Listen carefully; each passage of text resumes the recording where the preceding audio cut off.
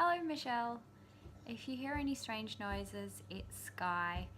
She makes strange noises all the time. No, actually at the moment she's eating a biscuit. She's really enjoying it, so she's doing her yummy food song, which kind of goes something like this.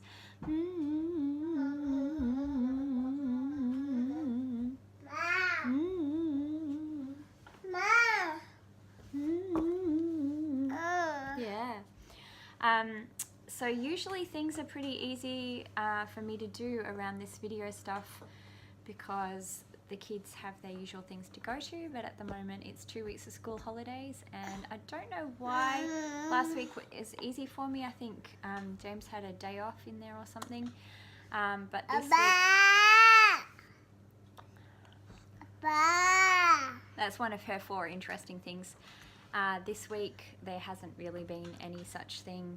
So yesterday, when Kit would usually have 4 hours of childcare and I would get 4 glorious hours to myself, that didn't happen. So it's just me and the kids, and yeah. Anyway, off you go. Go and set something on fire. So Sketchbook Skool this week has been really fun, just like the other weeks with Onma Win. I loved watching her demos and I loved watching the enjoyment that she had when she was just creating and how she just sort of said, oh, I feel like I want to do this. And I've been so enjoying painting and drawing, and it's funny because I never thought I would. I don't know why. I was surprised to see a real artist using Posca pens and gel ink pens to add details, decorations, texture, etc. to her watercolor paintings. I clearly had some seriously bad preconceptions about what real artists do, what real art is, thinking that something like Posca pen couldn't be mixed in with watercolor or whatever. So that was really good for me to watch and learn, and I think that that will also be a topic as of next week when I start this painting class, which goes for 8 weeks because that's also a mixed media class. A friend gave my children the most gorgeous picture book. It's called Florette, and I just love it. I love the types of illustrations where you see the world of the characters and you wish that you could be in that world. I think that's something that I would love to be able to create someday. I eventually looked up the author and illustrator Anna Walker to see if there are other books by her that I might like to get, and I was delighted to find that on her website she has some of the process of her creating these books, and you'll see, hopefully I can include this long page of this book that Mr. Huff that she's done, where she not only shows all the variations of Mr. Huff that she was trying to get the right texture and how she wanted to convey how Mr. Huff looked, but then also she was trying to figure out the outfits that she wanted for the main character, the little boy, to wear, and so she tried on different outfits on this little illustration, and then also showing how she uses objects on top of her pictures, which gives them this really interesting character, like a little paper skirt or a little paper doona that she puts on the bed. I think one of the reasons that I've been stuck in regards to what should I start with making changes to the house that we're in to make it a place that I really would love to be in, because so many of the dream house kind of spaces that are listed in fashion magazines, traditional women's magazines, home and garden kind of magazines, Pinterest, if you look up dream house or beautiful house or beautiful room or any of those sorts of things, they're all the same. They're all, to me, sort of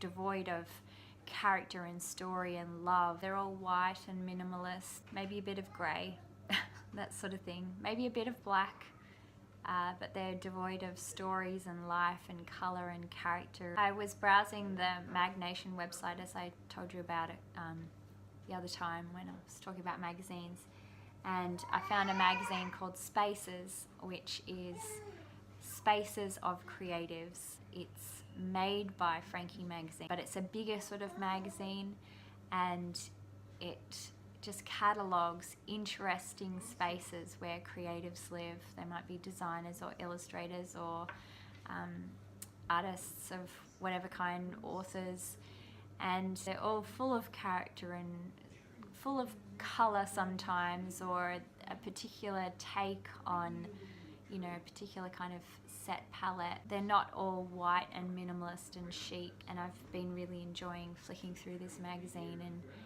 sort of seeing that, you know, as long as you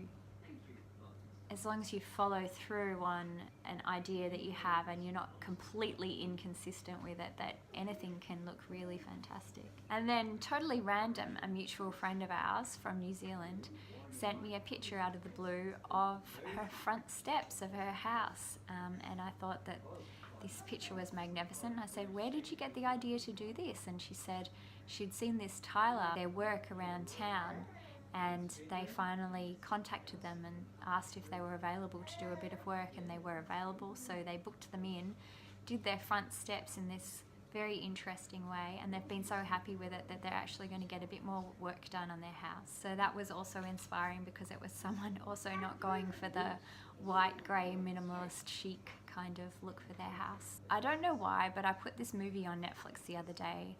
I didn't like the Harry Potter movies. I only saw the first one, but I thought it was really boring. I didn't like the Lord of the Rings movies, so I'm really not sure why I pressed play on Fantastic Beasts. But it turns out that I just loved it, and I was thinking while I was watching it about how much I think my kids will love it one day, and how much when I was a child, if it had existed, I would have loved it, because it's just so imaginative, and the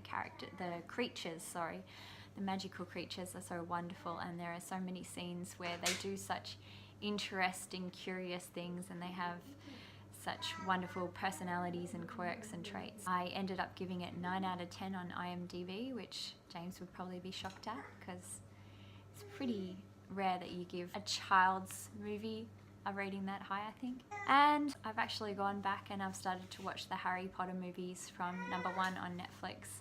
I've been watching number 1 slowly, a little bit each night, and I've been really enjoying that. I feel like I've lost myself. I don't know where I put myself.